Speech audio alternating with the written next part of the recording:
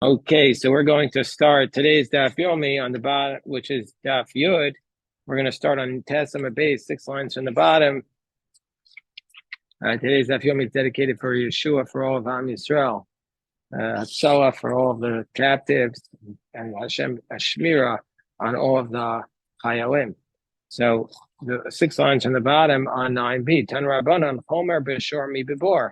Gemara is going through the different characteristics of the Arba Avos Nezikin, of the four primary damagers. So first, the Gemara says there are certain things in which an ox is stricter than a pit, and Homer B'Bor Mi B'Shor, and there's certain things which a pit is stricter than an ox.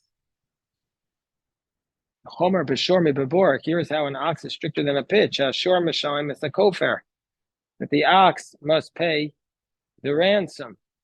An ox pays the ransom. That's the halacha, that an ox pays ransom. If it kills a person, then the money has to be paid to the family by the owner of the ox. And if the ox scores and kills a Canaanite slave, regardless of how much was the value of the slave, he has to pay a knas of 30.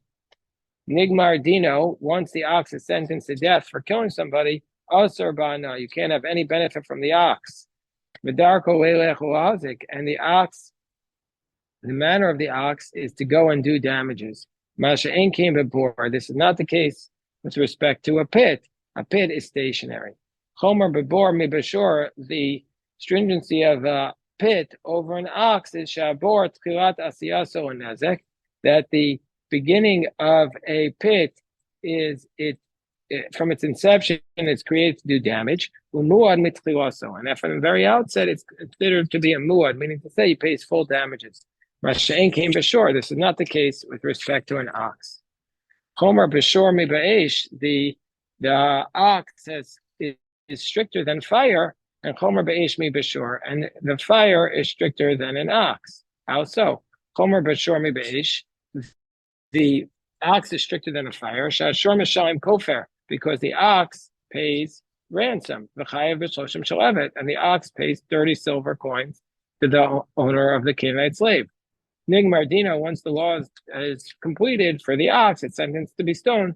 Asur bahana, and then you can't have any benefit from the ox. Misaro l'cheir shotev katan. Once you gave the ox over to the mute, the insane or the minor who don't have any responsibility, chayev, then the owner of the ox is responsible for the damage that's done by those things. Masha ein came beish, unlike fire. Komer be'esh mi bashur, that the fire is stricter than an ox. Sha'esh mu'edas mitchilasa. From the outset, a fire is mu'ad to do damage. Masha ein came bashur, unlike an ox. Chomer be'esh mi babor. Fire is stricter than a pit. The chomer babor mi be'esh, and a pit is stricter than fire. Chomer babor mi be'esh. How is a pit stricter than fire? Shatchilat asiyaso and nezek, because from the beginning, Homer babor mi be'esh. How is a pit stricter than fire? Shatchilat asiyaso and nezek. From its inception, it's for damage. Masro chayr shativ katan chayev, and once you give it over to the minor, you're responsible. Masha ein came be'esh. It's not the case with respect to fire. Chomer be'esh mi babor. The fire is stricter than a pit. Sha'esh darko elach hazik. That because the fire is something that moves, and it's predisposed to do damage. Bein davar arayla, bein davar she'ein arayla. Whether it's something that is something that's appropriate for it or not. And the Gemara is going to have to explain what does it mean that fire is going to do damage even on something that's not appropriate for it. We'll see what that is.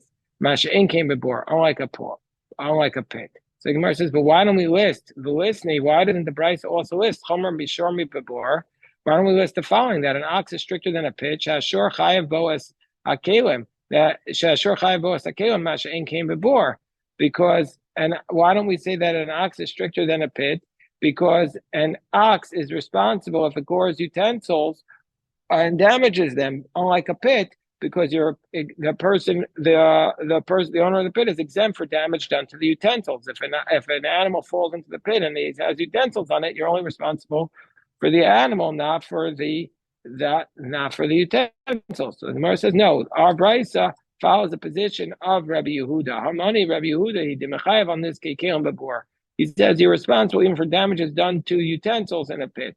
The Gemara says, well, Rabbi Yehuda, if you say our brisa follows the position of Rabbi Yehuda, what about the next clause? Ema seifa chomer be'esh min bebor.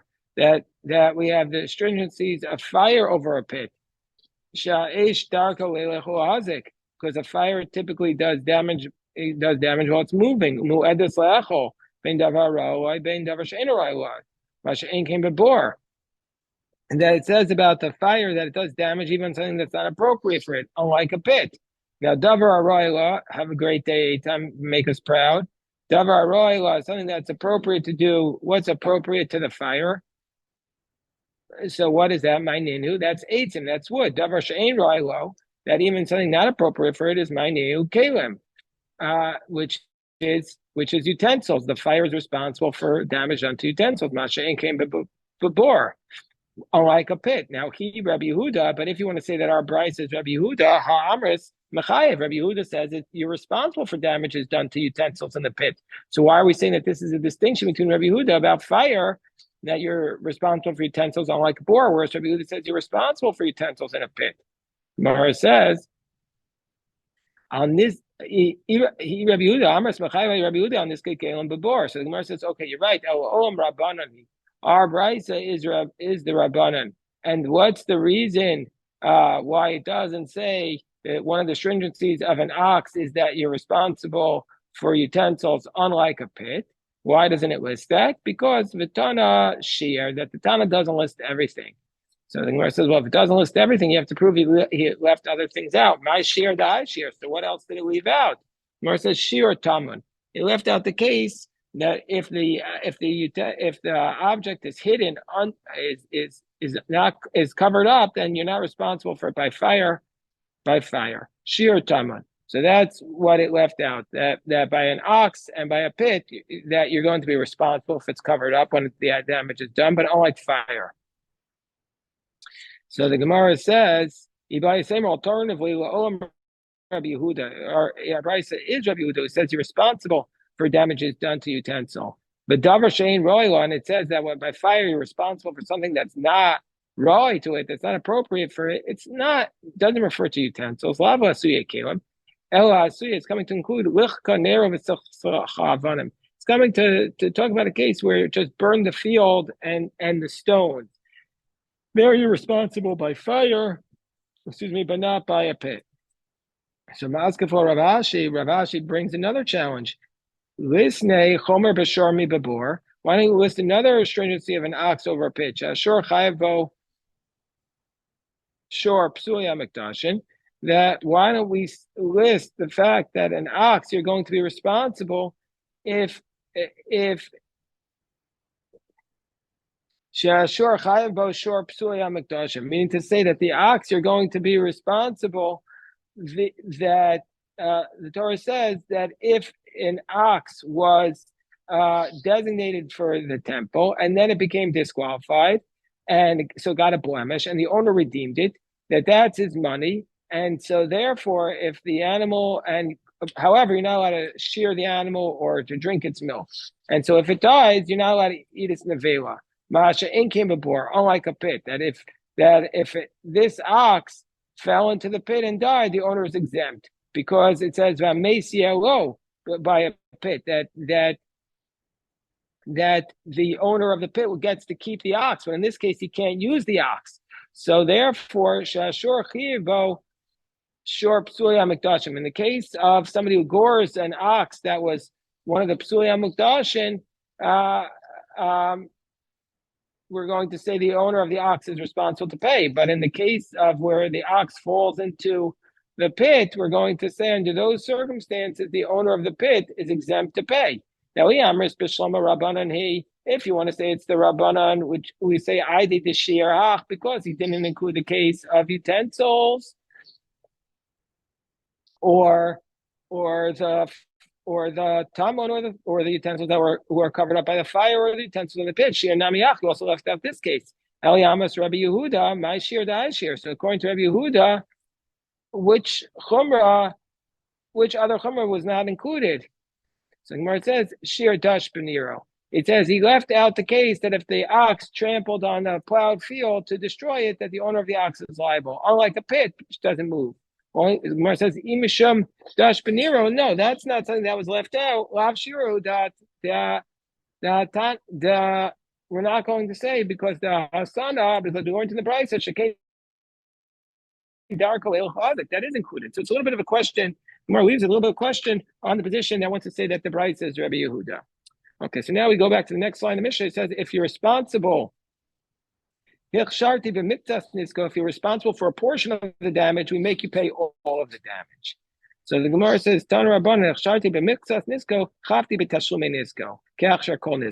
if you did a portion of the damage, we make you pay all the damages, though you did all the damage. What's this case that we're talking about? What's the case that we're referring to? The case we're referring to is the following. Hachofer bore tisha. Let's say you dig a pit 9 tefachim deep. And another person comes, and he does it 10 tefachim deep. So 10 tefachim deep, if an animal falls in and dies, you're responsible. But 9 tefachim, it's not responsible. So the first person dug it 9, and then this other person adds on the 10th. Then we're going to say that who's going to be responsible? Only the one who dug the last tefach is responsible for the death of the animal. The local Rabbi, but this is not like Rabbi. The Tanya Chofer Bortisha Ba'achar V'Shlimu Asara Achron Chayev.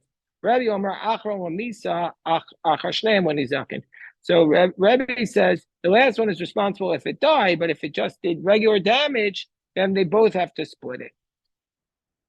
Rav Papa says that our Mishnah, when it says Ke'achsher Kol Nisko, that the last one is Chayev, that means Lamisa. So that's what Rav Papa says. Rav Papa says, Lamisa v'divrei hakol. He says, everybody says that our Mishnah is referring to a case when it says you're responsible for death. That means that if you dig the last tefach, that you're the only one who's responsible for death. Alternatively, Lema Deloka Rebbe. Let's say our Mishnah is not like Rebbe, because our Mishnah says that only the last one is responsible. Rebbe says they're both responsible. So I'm Rav Papa Misa v'divrei. No, Rav Papa is saying that our Mishnah says that is referring to respect to Misa, and even Rebbe would say that only the last one is responsible. So if you have a pit that's 9 tefachim, an animal falls in it, no, you don't have to pay for the death. But if one person comes along and digs it, the last tefach to make it 10 tefachim deep, everybody would say that that's the only one that's responsible. So Matzuf Klo Rabbi Zera V'Suleika.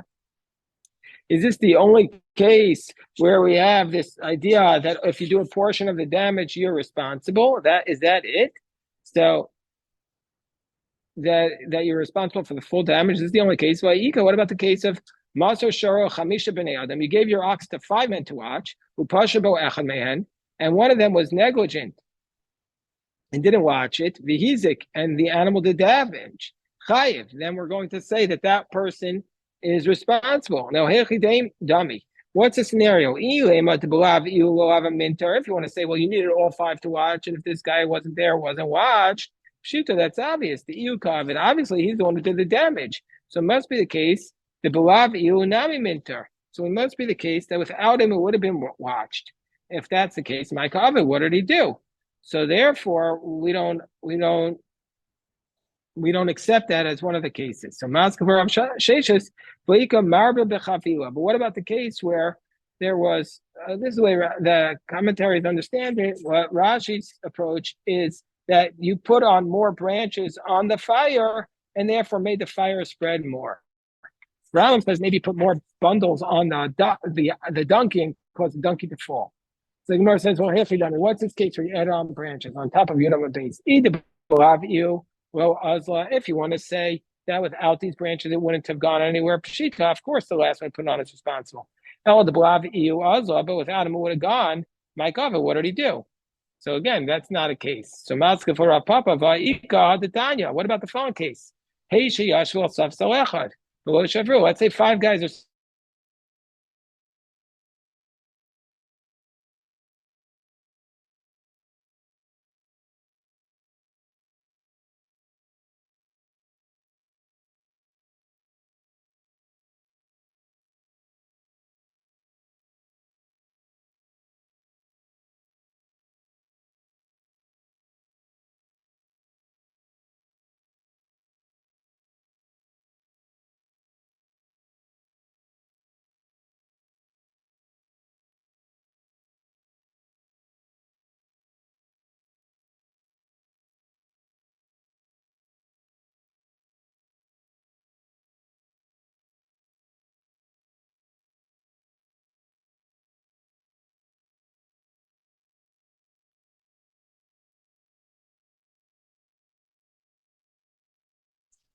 If you want to say without him, have it would have broken. It would have broken. Well, it's pshita. Obviously, that's the case. So it must be El Deblavi Unamidbar. If without him it would be breaking. My cover, what do you do? So therefore, the Gemara says, okay, fine. But still, how would we explain this brisa? What's the scenario of this brisa? What's the brisa referring to? Is it such an obvious case? And we're saying, no, without this guy, sitting on it, it would have broken Betresha. It would have broken for 2 hours. He broke it in 1 hour. The Amri, they say to him, if it weren't for you, we would have stayed a little bit longer and gotten up before it broke. So the Gemara says, but why? Let him say to them, Ilav asun b'didi lo have a midbar. He could still have said to them, yeah, but you were here. If you weren't with me, it wouldn't have broken. So we're all together on this. The Gemara says, okay, so what's the case we're referring to? The bride is talking about a case where when he leaned upon them, it broke. He didn't lean on the bench, he leaned upon them. So therefore, even though he himself didn't sit on it, he's responsible. The Gemara says, Pshita, Ma'odatim, he might have thought, just his strength is not his body. Kamash wants, and we're saying no, his strength is his body. That his strength is his body. That's what we're saying. The gufo tavar kocho nami tavar. Wherever his body breaks something, his strength also is considered it. Gemara says, V'suek, are there no other cases where we have this principle of hechsher miktas gufo that the whole body that if you break a little bit of it, you break the whole thing? What about the case where we go into the bride say Ikiyu asar b'nei adam asar makos?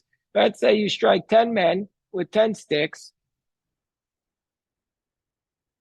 Let's say you strike them at once, or let's say you strike them one after the other, and he dies. Umeis kuan paturin. All of them are exempt because we don't know who killed him. Rabbi Yehuda whereas Rabbi Yehuda says, the last one who did it is responsible because he caused them to die quicker. So we see from here, even where you just killed a little bit of him, you're responsible for death. So therefore, according to Rabbi Yehuda ben Beseira, that's another case. The Gemara says, no, but Katolo Kamari, we're dealing with damages, not with capital cases. Or alternatively, or else we're trying to explain this where everybody agrees, not in a dispute. But didn't we just say that our Bryce is not like Rabbi?